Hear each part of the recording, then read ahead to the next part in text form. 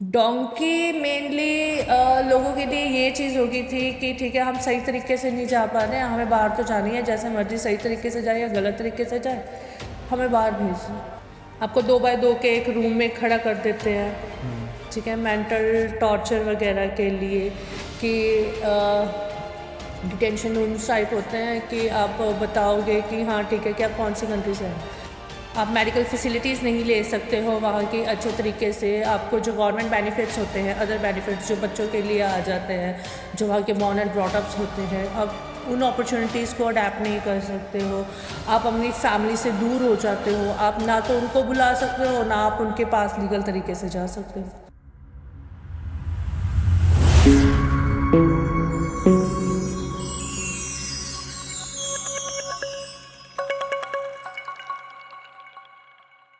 Hello everyone, welcome back to the channel of the Immigration Gurus. My name is Raghav and this is Talk with TIG और आज फिर से हमारे साथ जुड़े हैं ma'am Jyoti. Welcome hello ma'am. Everyone. तो आज हम एक ऐसे टॉपिक के बारे में बात करेंगे जिसको सुन के शायद आप लोग भी इस वीडियो को क्लिक किया होगा या फिर आप लोग भी इसको सुनने के लिए थोड़े से ईगर तो ज़रूर होंगे। तो आप सब ने एक वर्ड ज़रूर सुना होगा, डोंकी। ये क्या है, ये क्यों है, ये कैसे आया, इसका मतलब क्या है? मैम प्लीज़ एक बार इसके बारे में बताएं। राघव, डोंकी उन लोगों के लिए आया था जो लोग मेनली यहाँ पे क्रिमिनल्स हैं या जिनके रिकॉर्ड्स अच्छे नहीं हैं, फिर उन लोगों ने जिनको यहाँ पे जॉब अपॉर्चुनिटीज़ नहीं मिल पाई, ठीक है, उन लोगों ने भी बहुत इन चीज़ों का फ़ायदा उठाया। मेनली ये डोंकी वर्ड्स लेके आए थे एजेंट्स, ठीक है, जिनको ये लगता था कि अच्छा ठीक है, ये बच्चा स्टडी वीज़ा के लिए एलिजिबल नहीं है, टूरिस्ट वीज़ा के लिए एलिजिबल नहीं है, इसको गलत तरीके से बाहर भेजो। और ये डोंकी आज से नहीं चलती आ रही, इसको approximately if I am not wrong तो 20+ ईयर्स हो गए होंगे। 20 सालों तक ये चीज़ इतनी छुपी हुई थी, तो आज ऐसा क्या हुआ है कि हर बच्चे के नाम जबान पे सिर्फ और सिर्फ डोंकी का नाम है? स्टडी वीज़ा तो बच्चे कहते ही नहीं। यूएसए ने लास्ट ईयर में थोड़ी सी लीनियंसी लेके आया है अपने स्टडी वीज़ा के लिए। उससे पहले तो यूएसए में बहुत ज़्यादा स्ट्रिक्टनेस थी, बच्चों के दिमाग में डर ही ये बहुत था कि हम इंटरव्यू क्लियर नहीं कर पाएंगे। आज की डेट में यूएस इमिग्रेशन को भी पता चल गया है कि जो जेन्युइन वे में स्टूडेंट्स जा रहे हैं, और कुछ स्टूडेंट्स ऐसे भी हैं जिनके डॉक्यूमेंटेशंस में कुछ ना कुछ एडिटिंग है, जो फॉल्स डॉक्यूमेंटेशंस को अटैच कर रहे हैं, they are very strict with that. और जब आप इंटरव्यू देने भी जाते हो, वो उस टाइम के ऊपर भी इतनी ज़्यादा ग्रेडिंग करती है कि आपके पास सीने छूट जाएंगे। डोंकी मेनली लोगों के लिए ये चीज़ हो गई थी कि ठीक है, हम सही तरीके से नहीं जा पा रहे हैं, हमें बाहर तो जानी है, जैसे मर्जी सही तरीके से जाए या गलत तरीके से जाए, हमें बाहर भेज दो।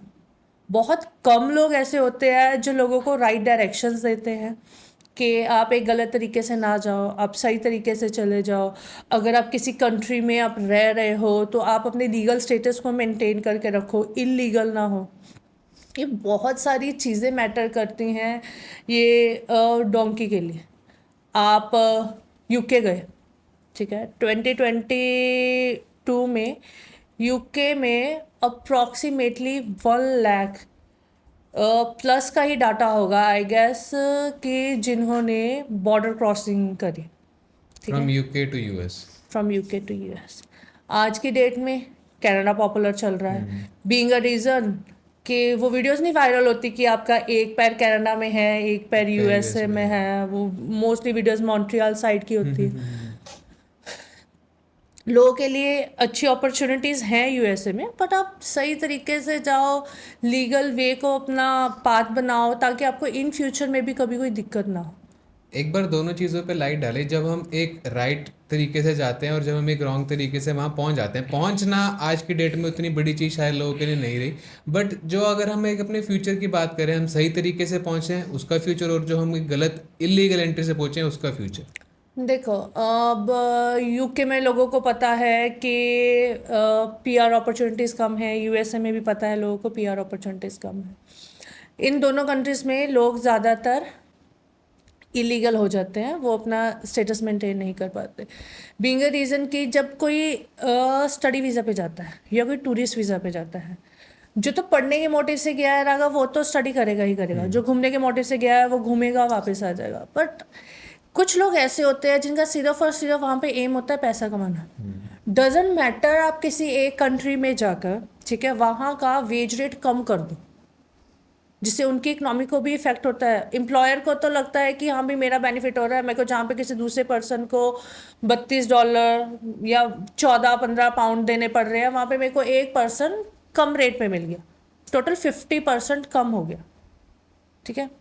अब अगर आप लीगल स्टेटस मेंटेन करते हो, लीगल स्टेटस मेंटेन करने से क्या हो जाता है, आप अपनी फैमिली को, अपने फ्रेंड्स, अपने रिलेटिव्स को आप जब चाहो आप वहाँ पे बुला सकते हैं, वो आ सकते हैं, आपको मिल के जा सकते हैं, आप जब मर्जी चाहो आप अपनी नेटिव कंट्री में वापस जा सकते हैं, ठीक है। डजेंट मैटर आपको पीआर मिले या ना मिले, एटलीस्ट आपके पास वहाँ पर अर्निंग अपॉर्चुनिटीज़ बहुत अच्छी है, आप उन अपॉर्चुनिटीज़ को अपनाओ। आप अगर टैक्सेस पे कर रहे हो, गवर्नमेंट आपको उसके बेनिफिट्स भी दे रही है, मेडिकल फैसिलिटीज़ वगैरह दे रही है, सब कुछ दे रही है, तो लीगल वे हमेशा ज़्यादा बेटर रहता है एज़ कम्पेयर टू इलीगल।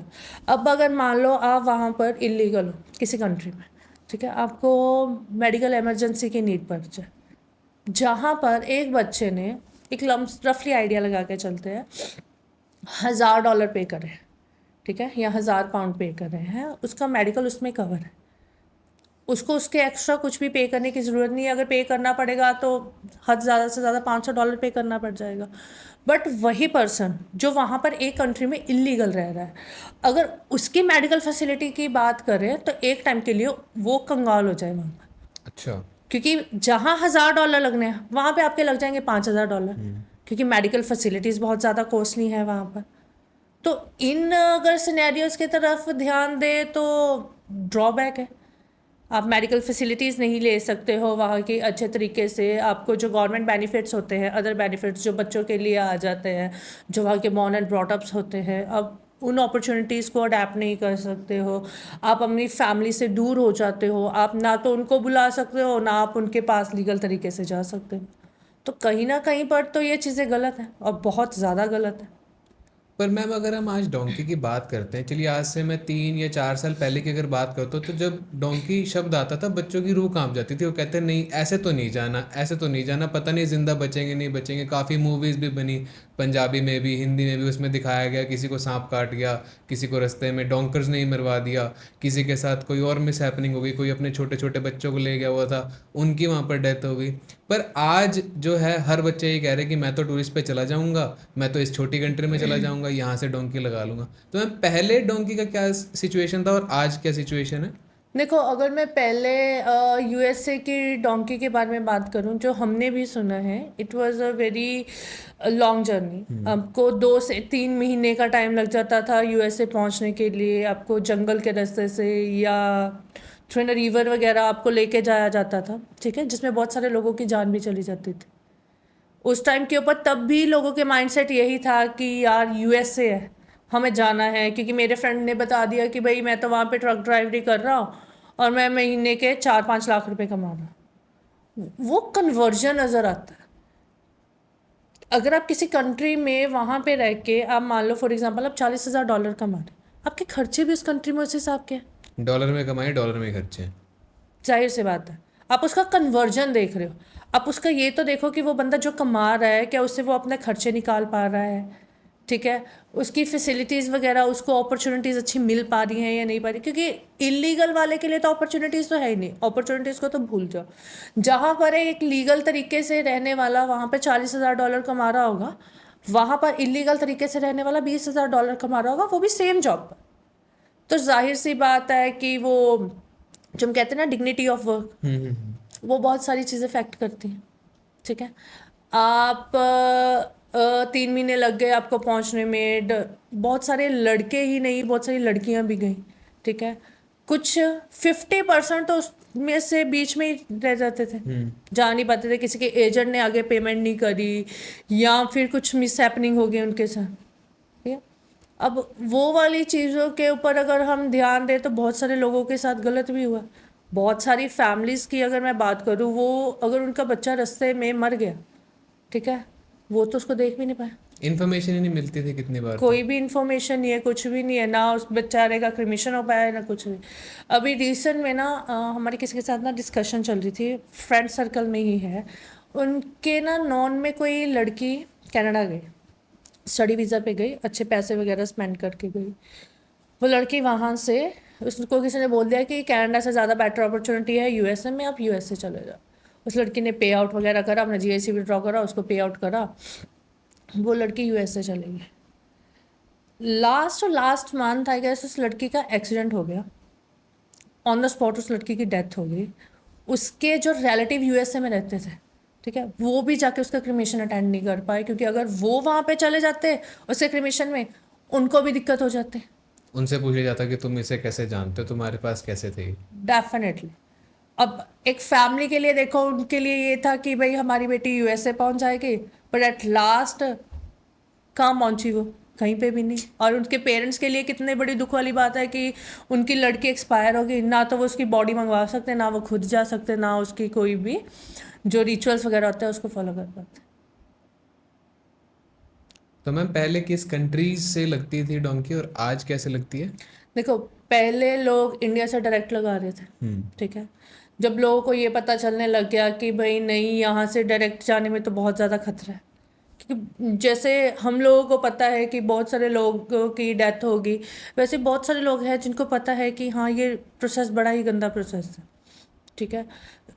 कोई पहुंच पाया, कोई नहीं पहुंच पाया। अब उन्होंने ना रूट डाइवर्ट कर दिया। लास्ट ईयर यूके से बहुत ज़्यादा डोंकी चल रही थी, बहुत ज़्यादा एक्सेस में। जब यूके गवर्नमेंट को इस चीज़ का पता चला, उन्होंने इसके ऊपर थोड़े से स्ट्रिक्ट एक्शन लिए। और आज की डेट में अगर मैं बात करूं, मैंने कल ही डाटा स्टडी करा था उसका, डोंकी का, जिसमें ये बोला गया था कि जहां पर लास्ट ईयर यूके से यूएसए की डोंकी 50,000 लोगों ने लगाई है, वहीं आज की डेट में 15,000 लोग। तो सो कम दैट हुआ है वो डाटा। मीन्स उन्होंने कितनी ज़्यादा स्ट्रिक्टनेस कर दी होगी। बट स्टिल कुछ बेवकूफ़ लोग ऐसे हैं जो गए हैं तो वो अपना राइट पाथ नहीं चूज़ कर रहे हैं, वो गलत तरीके से जाना है और वो लोग गए हैं। अब आज की डेट में सबसे ज़्यादा हाईलाइट डोंकी चल रही है कनाडा से, ठीक है, जहाँ पर डायरेक्ट में 3 महीने लग गए, 4 महीने लग गए, 50 लाख रुपए लग गए। आज की डेट में क्या चल रहा है? आज की डेट में कोई स्टडी वीज़ा पे जाता है, उसके माइंडसेट ये है कि मैं क्लासेस स्टार्ट होने से पहले अगर चला जाऊँगा मेरा जीएसी मेरे को इन रिटर्न मिल जाएगा, मैं अपनी फ़ीस भी 50% तो वापस ले ही लूँगा, और 2-3 लाख रुपए दूंगा तो मैं आगे चला जाऊँगा, ठीक है। क्योंकि कनाडा से सेफ हो गया मॉन्ट्रियल चले जाओ, वहाँ से तो आप ऑन रोड कहते हैं चले जाते हो। हमने भी सुना ही है कि ये सारी चीज़ें चल रही हैं, ठीक है। या फिर बच्चे के पैसे कम हैं, टूरिस्ट वीज़ा वाले मेजॉरिटी में जो डोंकी लगा रहे हैं ना, वो लगा रहे हैं टूरिस्ट वीज़ा वाले। और आई गेस 1% होंगे स्टूडेंट्स जो इस प्रोसेस को फॉलो करते हैं, क्योंकि उनको एटलीस्ट ये समझ है कि अगर मैं कनाडा में रह के अपना करियर बना लूँगा, मैं कनाडा से यूएसए का इजीली अपना वीज़ा अप्लाई कर लूँगा और मेरे को B1 B2 वीज़ा मिल जाएगा। मैं जब चाहूँगा तब यूएसए चला जाऊँगा, जब चाहूँगा मैं तब कनाडा में रह लूँ। बहुत सारी अपॉर्चुनिटीज़ मिलती हैं। यूएसए की बहुत सारी कंपनीज़ हैं जो आप अगर कनाडा में स्टडी कर रहे हो, क्योंकि टाइम इतना ज़्यादा डिफरेंस नहीं है, आपको जॉब्स ऑफर कर देते हैं कि आप पार्ट टाइम जॉब्स कर लो हमारे लिए। बहुत सारे लोग उन चीज़ों की फैसिलिटी भी लेते हैं कि ठीक है, अगर हम यूएसए जा नहीं पा रहे बट यूएसए की कंपनी के लिए काम कर रहे हैं। इंडिया में भी लोग हैं जो यूएसए की कंपनीज़ के लिए काम करते हैं। बट लीगल वे हमेशा लीगल वे ही रहता है। अगर आपकी डायरेक्शन से सही है, आपको गाइड करने वाला पर्सन सही है, तो वो आपको कभी ये गाइड नहीं करेगा कि भाई नहीं तुम इलीगल वे से चले जाओ, तुम्हारे पैसे ही तो बच रहे हैं। जहाँ पे 50 लाख रुपए लग रहे थे, आज के डेट में तुम्हारे 15 लाख रुपए ही तो लग रहे हैं। बट वो 15 लाख रुपए भी जो वो लोग स्पेंड कर रहे हैं, उनको ये समझ में नहीं आता कि वो 15 लाख रुपए भी वो गलत काम के लिए ही दे रहे हैं। वो पाथ आज भी गलत है, वो कल भी गलत है, वो आप जब मर्जी ट्राई कर लो वो गलत ही रहे। लोग अवेयरनेस लेके आते हैं, जो हम मूवीज़ की बात करते हैं, जो मूवीज़ भी बनी वो सिर्फ और सिर्फ लोगों को अवेयर करने के लिए बनी कि ये प्रोसेस बहुत ही गलत प्रोसेस है, आप डोंकी के थ्रू ना जाओ। आज की डेट में यूएसए की डायरेक्ट डोंकी, मुझे नहीं याद कि मैंने लास्ट टाइम कब सुनी होगी कि हाँ ठीक है, किसी बच्चे ने डायरेक्ट यूएसए की डोंकी के लिए पैसे पे आउट करें। मेजॉरिटी में लोग आज की डेट में बातें करते हैं कि कनाडा से बच्चा ज़्यादा जा रहा है, जॉब अपॉर्चुनिटीज़ नहीं है, यूएसए जा रहे हैं। बट मेरा क्वेश्चन उन लोगों के लिए है जो कनाडा में लीगल वे आउट को छोड़ के इलीगल तरीके से यूएसए में जा रहे हैं, तो क्या उनको अपॉर्चुनिटीज़ वहाँ पे मिलेंगी? अपॉर्चुनिटीज़ तो उनको भी वहाँ पे नहीं मिलनी, क्योंकि हो तो तुम एक कंट्री में इलीगली। फिर तब पहले बातें होती थी कि वो आपको 2 बाय 2 के एक रूम में खड़ा कर देते हैं, ठीक है, मेंटल टॉर्चर वगैरह के लिए, कि डिटेंशन रूम्स टाइप होते हैं कि आप बताओगे कि हाँ ठीक है कि आप कौन सी कंट्री से हैं, जिसमें तो आप जिस जिस पोजीशन में घुस गए हो ना, आप ना तो हिल सकते हो ना आप घूम सकते हो। वो सिर्फ उतने बाय उतने के रूम्स होते थे। दैट इज़ द रीज़न कि आजकल पाथवे चल गए हैं, एजुकेशन पाथवेज होते थे, अब डोंकी के भी पाथवे चल रहे हैं। उस कंट्री में चले जाओ, वहाँ से इजीली हो जाओगे। कनाडा चले जाओ, टूरिस्ट वीज़ा बहुत लग रहे हैं, वहाँ से यूएसए चले जाना, किसी को पे आउट कर देना। ये चीज़ें बहुत गलत है, लोगों का बहुत ज़्यादा मेजॉरिटी में नुकसान होता है। अगर मैं एक एवरेज कैलकुलेशन की बात करें तो 100 में से, ठीक है, मैं कहती हूँ कि 1% लोग तो वहाँ पे पहुँच ही नहीं पाते होंगे। अगर मैं ऑन एन एवरेज की बात करें जो डाटा आता है, ठीक है, इससे ऊपर का भी डाटा होगा कि हो सकता है कि शायद इससे ज़्यादा लोग हों जो वहाँ पे पहुँच नहीं पाते। लोग वहाँ पे जाके भी परेशान होते हैं, ये भी फैक्ट है, क्योंकि आप इलीगल हो। इमिग्रेशन आज की डेट में इतनी ज़्यादा स्ट्रिक्ट है, वो एम्प्लॉयर्स के ऊपर कब आके, अगर मान लो किसी ने कंप्लेंट भी कर दी ना कि इनके पास कोई इलीगल इमिग्रेंट काम कर रहा है, ठीक है, साथ के साथ उनके लाइसेंस कैंसिल हो सकते हैं। अच्छा, तो बहुत। एम्प्लॉयर के लिए भी काफ़ी रिस्क है। वो एक चीप लेबर तो बुला रहा है अपने पास, बट रिस्क उसके साथ काफ़ी अटैच्ड बिल्कुल, है। रिस्क तो रहेगा रहेगा, चाहे मैं गलत कर रही हूँ चाहे तुम गलत कर रहे हो, ठीक है। अगर मान लो मैंने कुछ गलती करी है, मेरे लिए किसी ने कंप्लेंट कर दी है, तो मेरे लिए तो दिक्कत है ही है, मेरे साथ वाले लोगों के लिए भी दिक्कत है, जितने भी लोग जुड़े रहेंगे। डेफिनेटली उन लोगों के लिए भी दिक्कत है।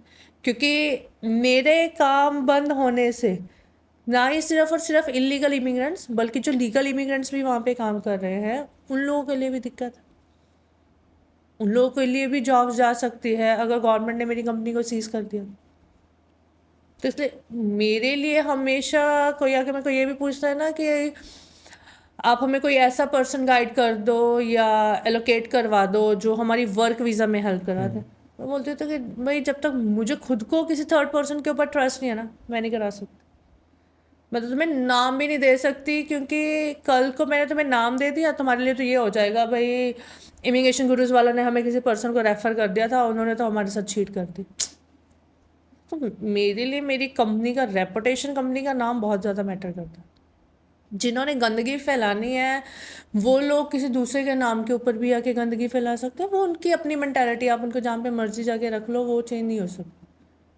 तो इसलिए मैं ऐसी चीज़ों को कभी प्रमोट नहीं करती जिसमें मुझे पता है कि इन फ्यूचर में बच्चे के लिए दिक्कत होगी, या बच्चा गलती से भी ये बोल देना कि भाई नहीं उन्होंने तो मेरे साथ माड़ी कर दी, ठीक है, मैं वो वाले काम नहीं कर सकती बिल्कुल।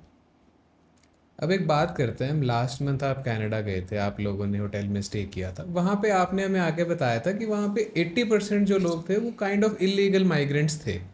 आप लोगों ने उनसे कुछ बात करने की ट्राई करी हो या आपने उनका माइंडसेट जानने की कोशिश की हो कि वो आगे क्या सोच रहे हैं उस चीज़ को लेके, तो वो क्या था? देखो 80% वहाँ पे इलीगल माइग्रेंट्स नहीं थे। 80% इज जस्ट लाइक कि उसमें से कुछ लोग वो भी थे जो यूक्रेन से आए हुए थे, ठीक है। कुछ वो थे जो टूरिस्ट वीज़ा पर थे, बट दे आर ट्राइंग कि हम लोगों को वहाँ पर साइलम मिल जाए।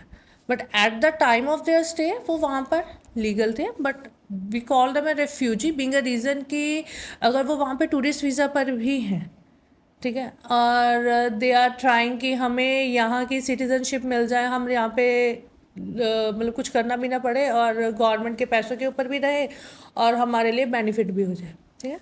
They call the people like a refugees, जिनको यूक्रेन वालों को तो चलो मिस हैपनिंग हो गया, but other other native countries वाले, चाहे वो नेपाल वाले हों चाहे वो इंडिया वाले हों, ठीक है, मेजॉरिटी में आजकल दिमाग इंडिया वालों का ही ख़राब होता है। एक ना डाटा में ना मैंने सबसे ज़्यादा जो इलीगल माइग्रेंट्स का नाम आता है, वो आता है अफ़गानिस्तान का। अच्छा। वहाँ से सबसे ज़्यादा जो लोग हैं टूरिस्ट वीज़ा पे जाके रिफ्यूजी वगैरह डाल देते हैं, ठीक है। फिर नेपाल आ जाता है, इंडोनेशिया वगैरह के लोग होते हैं। देखो, उन लोगों के लिए तो समझ में आता है कि वहाँ पर इतनी अपॉर्चुनिटीज़ नहीं है, छोटी कंट्रीज हैं। छोटी कंट्रीज। पर तुम एक कंट्री में चाहे टूरिस्ट वीज़ा भी लगा के चले गए हो, तुम उसके लिए दूसरा पाथ ट्राई करो। तुम वहाँ पर उसको स्टडी वीज़ा में कन्वर्ट करवा लो। अगर तुम्हें ये लगता है कि मेरी अपनी कंट्री से अगर मैं ट्राई करूँगा तो वीज़ा सक्सेस रेशो इतना नहीं है कि मुझे वीज़ा मिल पाए, तो मैं इसको स्टडी वीज़ा में कन्वर्ट करवा लूँ। इमिग्रेशन टूरिस्ट वीज़ा या विजिटर वीज़ा उन लोगों को भी देती है जो ये कहते हैं कि हमने जाके एक बार यूनिवर्सिटीज़ विजिट करके आनी है, ठीक है, एंड मुझे उसके बेसिस के ऊपर बाद में एडमिशन लेना है। New Zealand is one of those countries जिसमें अगर आप टूरिस्ट वीज़ा पे गए हो, आप टूरिस्ट वीज़ा में जाके उसको अगर स्टडी वीज़ा में भी कन्वर्ट करवाना चाहोगे तो आपका वीज़ा कैंसिल कर देंगे। अच्छा। बीइंग अ रीज़न, अगर आपने इमिग्रेशन को ये इन्फॉर्म किया है कि मैं वहाँ पे जाके यूनिवर्सिटीज़ इंस्टीट्यूशंस विज़िट करूँगा, उसके बाद मैंने उसको फाइनलाइज़ करके मैंने अपने लिए वहाँ पे स्टडी अपॉर्चुनिटीज़ एक्सप्लोर करनी है, मैंने अपना स्टडी वीज़ा में कन्वर्ट करवाना है, ठीक है, उस केस में वो आपको वीज़ा भी देंगे। आप उसको वीज़ा को अगर कन्वर्ट करवाओगे वो वीज़ा भी कन्वर्ट होगा। अदरवाइज़ अगर आपने वहाँ पे टूरिस्ट वीज़ा में जाके उसको स्टडी वीज़ा में कन्वर्ट कराने की ट्राई करी ना, वो स्ट्रेट फॉरवर्ड वो आपके रिफ्यूज़ल लेटर के ऊपर लिख देते हैं कि आपकी इंटेंशन जेन्युइन नहीं है, आप अपना कंट्री लीव करो। अच्छा। बहुत सारे बच्चे ऐसे हैं जो आज की डेट में बाहर निकल रहे हैं जिनको ये पता है कि मेरा टूरिस्ट वीज़ा लगा था, मैंने स्टडी वीज़ा के लिए मैं गया, मेरा रिफ्यूज़ल आ गई। रिसेंट में भी मेरे पास एक बच्चा आया था जिसने बोला कि ये मेरे टूरिस्ट वीज़ा की अप्रूवल है, मैं टूरिस्ट वीज़ा पे गया था, उसके बाद मैंने अपना स्टडी वीज़ा लगाया, वहाँ पे जाके उन्होंने मेरा स्टडी वीज़ा रिजेक्ट कर दिया और मेरे को बोला आप कंट्री आउट कर दो विद इन 24 to 72 आवर्स। अच्छा। मतलब उन्होंने 1 से 3 दिन का टाइम दिया कि मैक्सिमम आपको 3 दिन के बीच में आपको कंट्री आउट करना पड़ेगा, अदरवाइज हम आपको डिपोर्ट कर दें। वो बच्चा आया, फिर उसने मेरे को बोला कि मेरा आप स्टडी वीज़ा करवा दो दोबारा। जब हमने इनको उसके सारे डाउट्स को सुना तब जाके पता चला कि नहीं, वो बच्चे को गाइड ही इस हिसाब से किया गया था कि स्टडी वीज़ा के लिए तुम्हारे पास फंडिंग नहीं है, तुम यहाँ से तुम्हारा हो नहीं पाएगा, तुम टूरिस्ट वीज़ा पे चले जाओ, वहाँ पे जाके उसको कन्वर्ट करवा लेना। और उसका क्या नुकसान हुआ उसको, जहाँ पे उसके पास टूरिस्ट वीज़ा होता आज की डेट में, वो भी उसका कैंसिल टूरिस्ट हो वीज़ा भी कैंसिल हो गया। और अगर वो इन फ्यूचर में अब स्टडी वीज़ा लगाएगा तो जब तक इमिग्रेशन को ये नहीं लगता कि उसकी इंटेंशन जेन्युइन है, वो उसको वीज़ा नहीं दे देगा। तो मैम आपके ओपिनियन में सबसे ज़्यादा बड़ा जो कॉन्सिक्वेंस एक बच्चे के लिए रहने वाला है अगर कोई डोंकी पे चला जाता है, आजकल बहुत लोग प्रमोट ही कर रहे हैं, लिटरली उसे चीज़ को प्रमोट कर रहे हैं जिसे नहीं करना चाहिए, तो आपके हिसाब से सबसे बड़ा कॉन्सिक्वेंस जो बच्चा वहाँ फेस कर सकता है वो क्या है? मेडिकल, सिर्फ एक मेडिकल? मेजॉरिटी में। वो क्योंकि महंगा काफ़ी पड़ जाता है वो। तुमने इलीगल तरीके से वहाँ पे मान लो 1 साल के अंदर $20,000 कमाए, तुम बीमार हो गए, ठीक है, वो $20,000 तुम्हारे एक झटके में निकल जाने। तुम मेडिकल फैसिलिटीज़ को अफोर्ड नहीं कर सकते, तुम अपने लिए इंश्योरेंस नहीं ले सकते। पहली बात तो ये होगी। दूसरी बात ये है कि तुम अपनी फैमिली से दूर हो ना, तो तुम अपनी फैमिली को ये बोल सकते हो कि भाई मुझे पैसे भेज दो। जाहिर सी बात है तुम अपनी फैमिली से भी कोई हेल्प नहीं ले सकते कि भाई मेरी हेल्प कर दो। इलीगल हो तो वहाँ पे अगर तुम्हारा कोई फ्रेंड सर्कल भी है जो तुम्हारे साथ इलीगल है, वो भी हेल्प नहीं करेगा। तो तुम्हारी सेफ्टी, मेडिकल फैसिलिटीज़, अपनी फैमिली से डिस्टेंस, ये बहुत सारी चीज़ें हैं जो एक बंदे को डिप्रेशन की तरफ ले जाती है और इसका एंड कहीं पे भी नहीं। जिसमें होना बच्चे के साथ गलत ही है, चाहे वो आज हो जाए, चाहे वो 2 दिन बाद हो जाए, चाहे वो 10 साल बाद हो जाए। तुम इलीगल हो, तुम इलीगल ही रहोगे, तुम लीगल नहीं हो पाओगे। तो जेन्युइन वे में जाओ। अब यूएसए डोंकी के लिए लोग 50,000 रुपये लगा देते हैं, पर स्टडी वीज़ा के लिए वो 1 लाख रुपए का रिस्क भी लेने के लिए तैयार नहीं। जिसमें एटलीस्ट बच्चे को ये तो पता है कि मेरा वीज़ा जेन्युइन है, मेरे सारे डॉक्यूमेंटेशंस की एश्योरेंस है कि मेरी फाइल में लगा क्या है। तुम लीगल तरीके से जाओ, स्टडी के रूट से जाओ, तुम काम भी कर पाओगे वहाँ पर, तुम अर्निंग भी कर पाओगे, तुम्हारे पास इन फ्यूचर में अपॉर्चुनिटी भी रहेगी कि तुम वहाँ पे जाके अपना ग्रीन कार्ड ले लो। अब अगर किसी बच्चे ने वहाँ पे मेडिकल के स्टूडेंट के लिए वहाँ पे बहुत अच्छी अपॉर्चुनिटीज़ हैं। आप रेजिडेंस डाल सकते हो वहाँ पे। अगर कोई बच्चा वहाँ पे मेडिकल के लिए जाता है यूएसए में, आप अपना रेजिडेंस डाल सकते हैं। आपके लिए तो अपॉर्चुनिटी अच्छी है।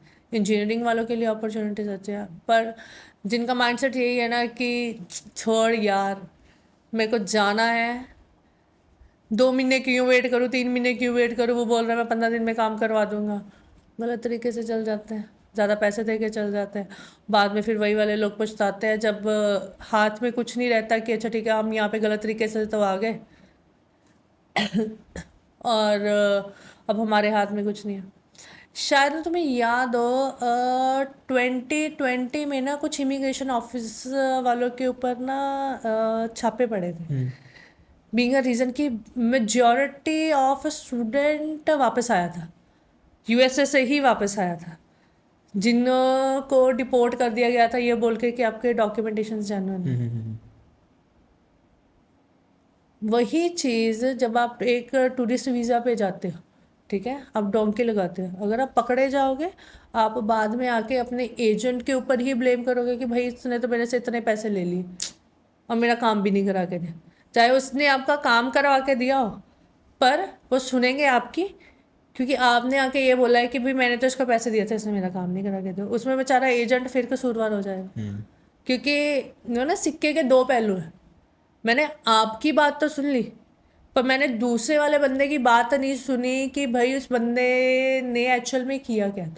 बट लोगों का ये माइंडसेट हो गया, अगर किसी ने कि अगर मान लो मैंने किसी के 100 वीज़ा लगवा के दिए और किसी एक बच्चे की रिजेक्शन आ गई ना, वो एक बच्चे की रिजेक्शन उन 100 बच्चों के वीज़ा को डिग्रेड कर, बिल्कुल करती है। ठीक है, बीइंग अ रीज़न कि उसके लिए ये हो जाएगा कि भाई उन्होंने मेरे साथ गलत कर दिया। अरे भाई, जब तुम्हें बताया जाता है कि कोर्स ये वाला सिलेक्ट कर लो, जब तुम्हें तुम्हारा करियर पाथ राइट डायरेक्शन बताई जाती है, या तुम्हें गाइड किया जाता है कि ये अपॉर्चुनिटीज़ अच्छी है ले लो, पर फिर तुम्हारे दिमाग में वही है ना कि नहीं मेरा फ्रेंड वहाँ पर है, मेरे को कोर्स वही वाला है, तो मेरे लिए वो वाली चीज़। एट लास्ट आके बुरे बन जाते हैं हम कंसल्टेंट्स। तो फिर मैम आपके ओपिनियन में जो आज कह लो पंजाबी वाला डोंकी और इंग्लिश वाला डोंकी, क्या उसे एक सामने रखा जा सकता है? क्या वो चीज़ सेम कही जा सकती है?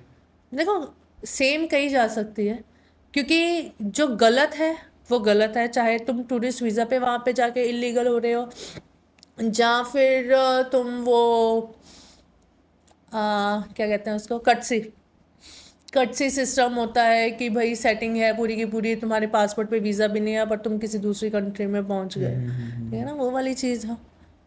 गलत गलत है। तुम लीगल वे से जाओ, तुम्हारे पास अपॉर्चुनिटीज़ है, काम कर सकते हो, ठीक है, अपना मेडिकल फैसिलिटीज़ होगी, अपनी फैमिली को बुला सकते हो, बहुत सारे बेनिफिट्स हैं। पर गलत तरीके से तुम कहीं पर भी नहीं हो, तुम्हारे सामने एक सिर्फ डेड वॉल है जिसको तुम ट्राई कर रहे हो कि मैं किसी ना किसी तरीके से इस डेड वॉल के दूसरी तरफ चला जाऊँ, तो वो डेड वॉल ख़त्म करना it's next to impossible. Okay, so I think that's all for today. So we'll sum up the video. We'll see you on the next Wednesday exactly at 6 p.m. Thank you everyone for joining. And yes, अगर आपको भी किसी ऐसी चीज़ के बारे में जानना है, कोई आपके मन में टॉपिक्स हैं जो आप कहते हो कि उसके ऊपर एक पॉडकास्ट होना चाहिए, उसके बारे में आप जानना चाहते हो, तो do comment on the given video. And thank you so much for joining. Thank you, ma'am. Thank you.